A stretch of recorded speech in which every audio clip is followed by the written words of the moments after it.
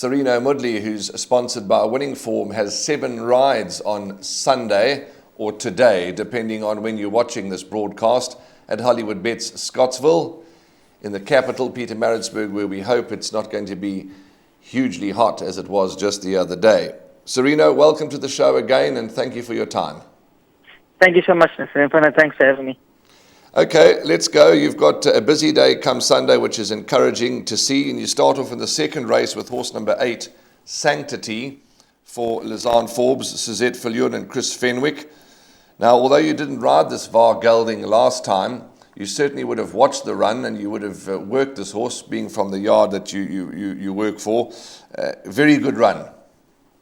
Yes, definitely, Mr. Infant. I know his last one was very impressive, and the time before I rode him in a 1200, and I was of the opinion that he's looking for further. And look, I didn't think he was quite fit enough. That's why I didn't jump on him his last start. But he's doing very well back at home. And I mean, there's not much for him to speak about in this race. And I think the way he's working back at home, I expect him to be in the first two on Sunday.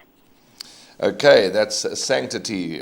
Let's move on then to the third race, where you're going to partner number 12, Emerald Isla, as you did, well, in fact, as you have in all her starts. I was a little disappointed. I fancied her last time, and Graham was of the opinion that she would be better on the poly. Do you agree, and were you disappointed as I was last time?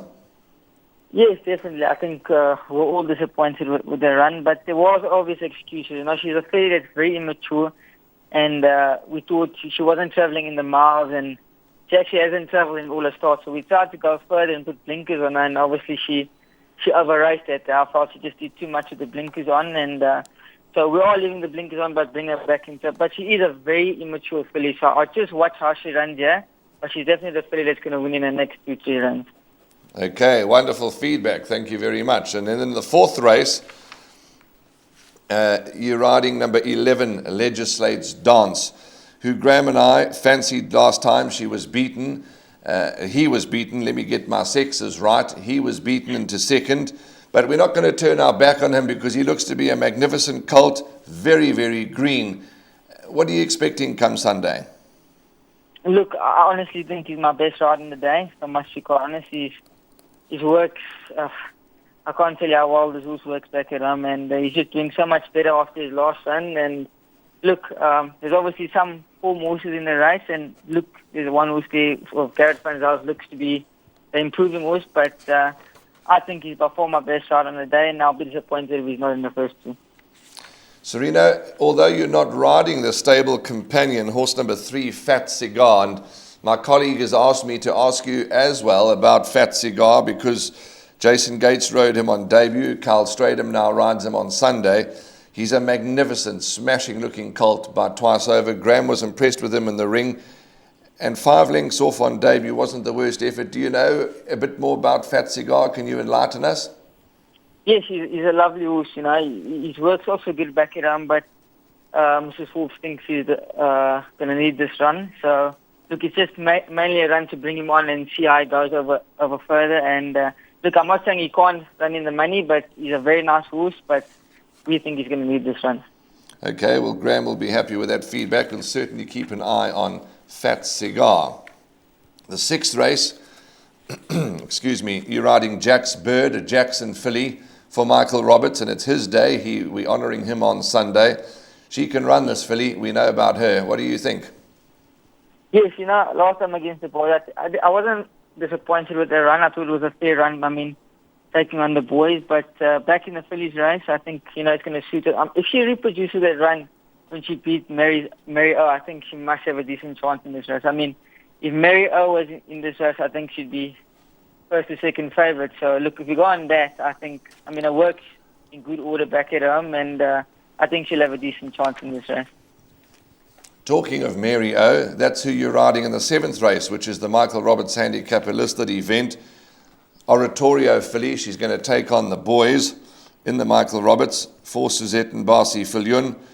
Her 2 comeback runs, Serena, you must be pleased with that. Yes, definitely. You know, she wasn't quite right for this Group 1 races, and we're very pleased with the way she comes back. And even her last one, you know, she normally goes a little bit off that second run after her rest, and she seemed to actually run well. So it was encouraging for this run coming up. It is a bit tough for her now, I think, against the boys. There's some nice horses in here, up-and-coming horses, but I think she's a nice, solid filly, and she's also a filly we're expecting to be in the first three. Okay, that's number 10, Mary O, in race 7. Moving along swiftly, let's go to Linear. Race 8, horse number 6, for Lazan and Suzette again, and Barcy. Solid form, never too far off the action. She really ran on powerfully last time, didn't she? Yes, if you watch it, rerun, never really quite worked out for her in running, and I thought she was a bit unlucky, to be quite honest. I don't think she could have won, but she could have been a lot closer. So if I go on that and the way she's working back at she must have a very strong chance in this race. Obviously, we have respect of some of the horses like Silent Crusade and those horses, So, look, she's in good order back at and I think she'll run another crack at this for me. That, of course, that last run, Serena, was, of course, on the high felt at Turffontein and the Magnolia. So, really a great performance.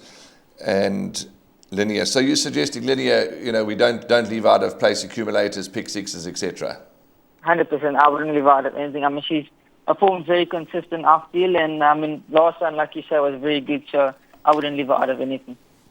Your last ride was a race that I listened to on the phone. I didn't see, but it certainly sounded like it was a fantastic effort.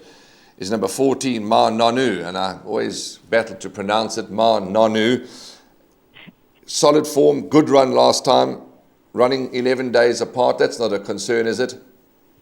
No, not at all. Just the way he takes his runs, he takes them pretty well, and he doesn't take much as a horse in himself. He's very easy to work with. And look, I must say it's a bit of a step up in class for him, but he's ever consistent, and he's another type of horse that plays accumulators, plays back to you. You just can't leave him out. He's got a nice galloping weight of 56.5, so he's an honest horse. So in the type of field like this, like I say, it's a bit of a step up in class, but I think he'll be competitive again. Serino, thanks very much for your time as always, and keep up the good work, and it's lovely to see you in the winner's enclosure and going about your business the right way. Thanks for your transparency and your feedback from Graham and I and the whole GTV crew. We thank you. Thank you so much. It's only a pleasure. Pleasure. Cheers. Bye-bye. Cheers. Bye.